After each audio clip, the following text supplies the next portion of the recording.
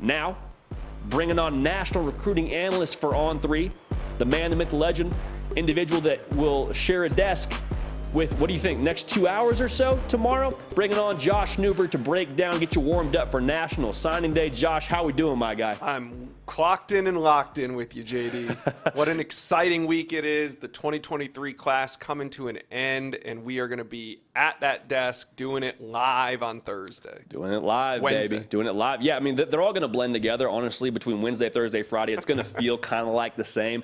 And it may go past Wednesday because Deuce Robinson, it sounds like, Chad Simmons, director of recruiting for On3, is saying, doesn't look like he's going to sign tomorrow. What's the latest that we're hearing on that, and why would he not sign tomorrow?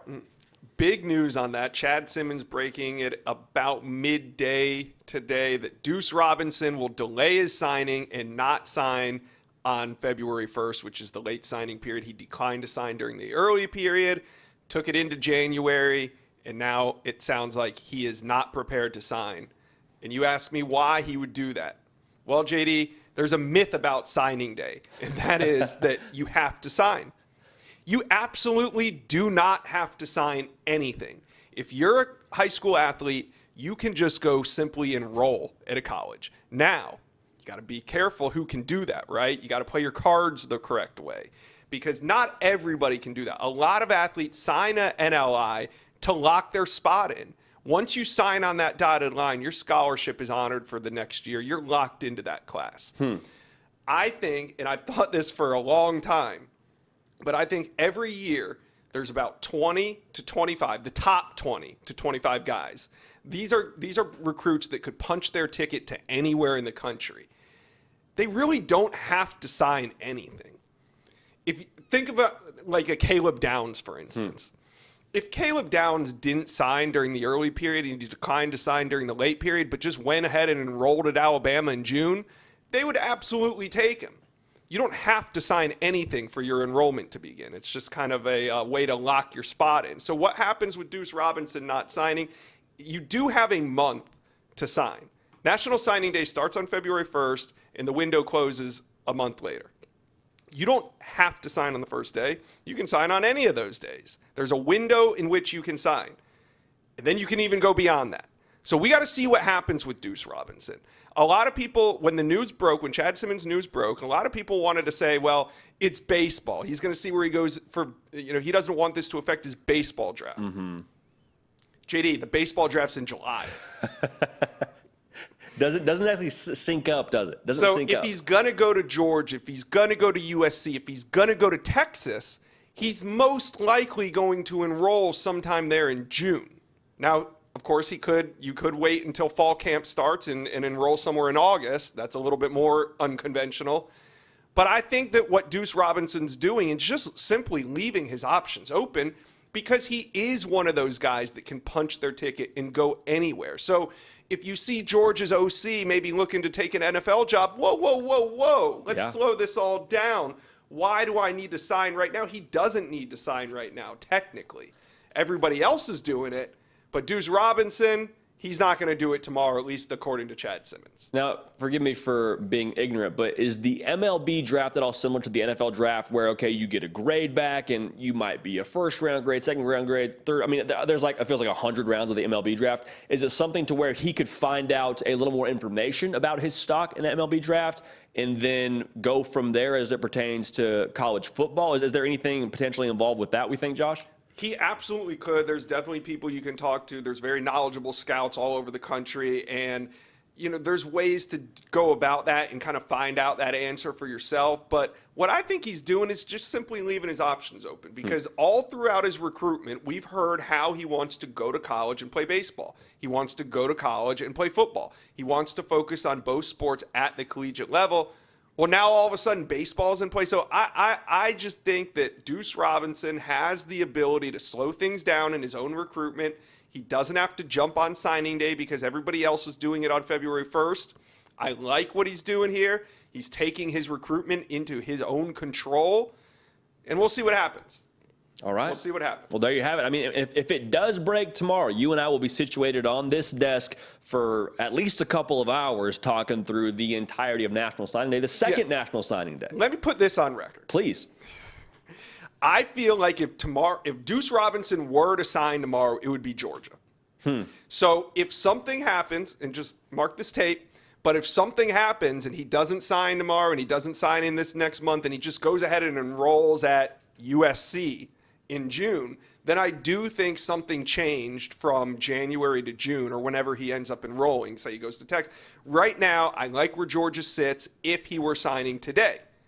So I just want to put that on record. Yeah, please. Well, hey, there you got it. We can clip that, and we got it in the can now for when he does decide in his school. And if it's Georgia, you might see this tape again. So, no, Josh, I appreciate you dropping some knowledge on us there. But besides Deuce Robinson, what else are we watching here on National Signing Day? Because a lot of these top 10 teams are more or less finished. A couple of big fish still out there. But what are we watching for on the second National Signing Day tomorrow? Well, the number one athlete in America, 5-star Nyckoles Habror, was in Oregon over the weekend. The final visit weekend of the cycle, he goes to Oregon.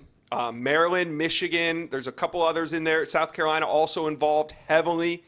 I really like where the Ducks stand. They got that final visit. They have a great track program. Nyckoles Habror, he runs an Olympic-style 100 meters. Yeah. I mean, this guy can absolutely fly. So we'll see what happens with Nyckoles Habror, but he is the number one athlete in America, and he is uncommitted, unsigned heading into tomorrow. He is going to announce at 1 o'clock Eastern, so we're going to be following that during the show. Also, Roderick Pleasant, top 100 prospect, the top-rated cornerback that's uncommitted, unsigned. Now, Oregon's also involved there, but so is USC. I think heading into tomorrow, I would say USC probably the favorite for Roderick Pleasant. But with track also being a major factor for him, do not count out the Oregon Ducks. So the Oregon Ducks could have a big day tomorrow if they're able to land two of these top 100 uncommitted, unsigned prospects. Then we're also looking at Jaden Rashada in his recruitment, right? After opting out of his NLI with the Florida Gators a couple weeks ago, he's back on the market. All right, he's taken two unofficial visits, one to Arizona State and one to TCU. We're kind of watching him as well to see if he's ready to sign tomorrow, but all indications as of now are that he will be making a decision tomorrow. So we're going to see what that comes down to. I know Washington and Cal are also trying to get involved, but they did not get a visit after his opting out of his NLI. So I think Cal and Washington could be in Jaden Rashada's ear telling him, hey, slow it down. You don't need to sign. Come visit us in a week or two and come see what we have to offer. But if Jaden Rashada is ready to make his commitment tomorrow, then I think it's a two-team race between Arizona State and TCU. And to backtrack a little bit to what you said about Oregon potentially being in the running for Nyckoles Habror and Roderick Pleasant, I mean, Josh, we were on this desk, I guess it was late December, when they landed Mateo Uiagalelei. They landed Austin Novosad. For a minute, they had Peyton Bowen before that commitment ended up going elsewhere, and he inked with Oklahoma. But all this to say, Dan Lanning on the recruiting trail been putting in some work. Yeah. Been putting in some work. And to have two guys that also have some, interest at running track at the next level. We were talking before the show. If you want to run track in college, Oregon feels like the Mecca. Now, I mean, how big of an advantage is that for the Ducks to have that nice feather in their cap of, hey, you want to run track here? Yeah, it's a nice place to do it. I think it's huge. Because not only do these two guys want to run track, but they have Olympic aspirations. And if you're that kind of track athlete with Olympic aspirations, and you're looking at South Carolina and Maryland and Michigan or Oregon, if you have Olympic aspirations, I think it's a no-brainer. So maybe I'm just overthinking this thing, but I think Oregon has a really good shot to make some noise tomorrow. There's only 4 prospects, uncommitted, unsigned, in the top 100. Oregon could sign 2 of them tomorrow. To be 6'5", 225, and to be running like sub 10.3 in the 100 meters, that's ridiculous. That's absolutely ridiculous. No human being that big should be moving that fast. Yeah, he's running against guys that are 5'8", 5'9", maybe 5'10". It's ridiculous. It's ridiculous. Crazy. I mean, you watch the I guess it's huddle tape for track still, but like you watch that, it feels like it's a gag reel. Like he is just mountainous. Yeah, I remember watching meter runners. Leonard Fournette was one of those type guys that ran a sub 11 100 meters at 6'2", 230 pounds. So I haven't seen a big man move like this since Leonard Fournette. Just absolutely ridiculous. Now, you mentioned Jaden Rashada. TCU, ASU feel like kind of the top two for him right now, unofficially. What is factoring into his recruitment right now? Is it, still NIL potentially playing a big factor, or is it, hey, I just want to go somewhere where I can be in the best fit for me from a football standpoint and go from there? Well, that's going to be interesting because I'm talking to sources on the Arizona State side of things that tell me there is no NIL package there available. Now, He does have a great relationship with Kenny Dillingham, but is that relationship as good as what some of these NIL opportunities are? Now, Arizona State hosted him on a visit. I'm sure that, they've communicated. I don't think that they're out of it by any means. But then you look at TCU. Talking to sources, I'm hearing that TCU is willing to play the NIL game a little bit more, maybe than in Arizona State. Now, nothing is as crazy as what happened between Miami and Florida. I'm not hearing seven-figure deals being thrown out or anything even to close to that right now with Jaden Rashada. But I do think if it does come down to NIL opportunities, then I'd give the edge to TCU. If it comes down to relationships and playing time and just somebody that has been recruiting him. Kenny Dillingham was at Oregon. Jaden Rashada is from California. He was a top quarterback. The two have a great relationship. So, I think it's going to come down to those two teams. Right now, I'm leaning towards TCU. Okay. Jaden Rashada. Okay, there you have it. We'll have that one on the record, too, with of course, the right reserve to change as we get more information and flip the picks there. But, no, TCU, I personally just selfishly think TCU for him would be a good just life move. Like, get off the West Coast, go to a program that's a little bit more established in their second year under a head coach that you play for a national title. So that's my own feel on it. But I hope it breaks while we're live tomorrow because that would be a lot of fun to break down. But from one wild recruitment to another, how about Cormani McLean? He is a guy that, there's been so many different recruitments that have been like Netflix documentaries, but Cormani McLean thought it was going to be Florida for a little bit, ends up committing to Miami, doesn't sign with Miami, eventually commits to Colorado. It's my understanding, Josh, he is not yet inked, signed, sealed, delivered to Colorado. What's the latest on him? Yeah, Cormani McLean from Lakeland High School, which typically, a lot of prospects go to the Florida Gators. So coming up, Cormani McLean's been on our radar since about his freshman or sophomore year, and everybody's kind of penciled him into the Florida Gators commitment class. But fast forward 3 years, and Cormani McLean picks Miami over Florida, shocks everybody, does that in October, but he fails to sign during the early signing period. Now, that could have been for a myriad of reasons. He took his recruitment into the month of January. And in early January, at the Under Armour game, when asked about where he's going to sign, he tells everybody on the sidelines of that game on ESPN that there's really, hey, it's going to be Miami. He says one team name, Miami. He does not sign during the early period. It lapses, and he takes a visit, an official visit, out to Colorado in the first week of the open period in January. 3 days later, he flips his commitment. Deion Sanders does it again. He takes one of the best DBs out of the state of Florida,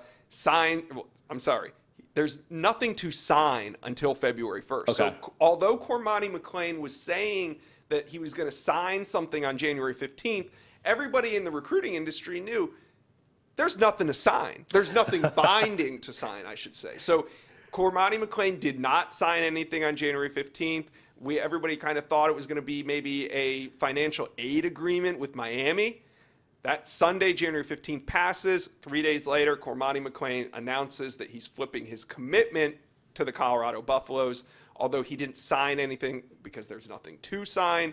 The expectation tomorrow is that he's going to sign with the Colorado Buffaloes. There's nothing that's come across my radar to prove to me that that won't happen. However, just because it's Cormani Money McLean, we're going to keep an eye on everything he does tomorrow. Have to. And it's only college football that we're having conversations of, well, he's committed, but he's not yet signed. There's nothing to sign. Like, only college football. Yes. A beautiful thing. We got a great question from the live chat, Josh, that I want to shoot your way from Kay. And they said, is there anybody outside of the top 100 that you're keeping an eye on heading into tomorrow? Well, Walker Lyons is a tight end out of California that could come into play for the Georgia Bulldogs. Now, I've talked to Chad Simmons about him on the Inside Scoop, and Chad always told me that Deuce Robinson and Walker Lyons were not dependent on each other. that Georgia was willing to take them both because technically, even though Walker Lyons is signing in 23, he's going on a mission for a year. So technically, he would enroll in the 24 class. So that kind of gives, if Deuce Robinson were to go to Georgia, that would give them a year of separation. I'm also tracking Jamel Howard. He's a big-time defensive line. Well, I shouldn't say big-time. He's a 3-star defensive lineman ranked in the thousands. But this is a really interesting recruitment. Let's take it back to Econ 101. Okay? Let's do it, yeah. All right. When supply drops, because when everybody signs during the early signing period, the supply of recruits out there goes down to almost nothing. But on the demand side, on the program side, there's still a need, especially for interior defensive linemen like Jamel Howard. So what happens to price and value? They increase. So Jamel Howard, who didn't have a whole lot going on, he was committed to Wisconsin. He opened his recruitment back up in end of November. He goes on back-to-back visits to Michigan right before the dead period, before the early signing period. Michigan fully expects to sign this 3-star defensive lineman in December.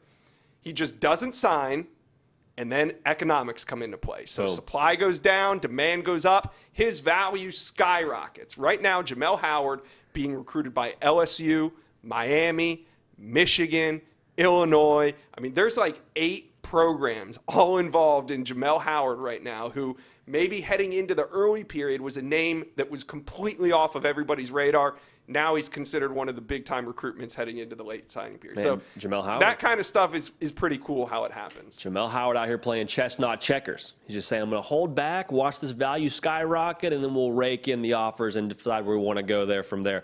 Josh, appreciate you joining us, man. A lot of time we're going to spend together tomorrow. Can't wait. Folks, if you have not yet subscribed, do so right now. We're going to be live tomorrow covering the beautiful thing that is National Signing Day Round 2. Myself, Josh Newberg, Director of Recruiting Chad Simmons, will all be in the studio. Should be a whole lot of fun. But Josh, thanks again, my guy. Yep, and can't wait for it. We'll do it tomorrow. Yeah, tomorrow. Lock me in. Locked in and clocked in again. Josh Newberg dropping some Econ 101 on the good people at home, man. How about that? Hey, y'all, thanks so much for watching. Subscribe to the channel here to make sure you don't miss an episode of The Hard Count. Also, be sure to check out other videos on the On3 YouTube channel.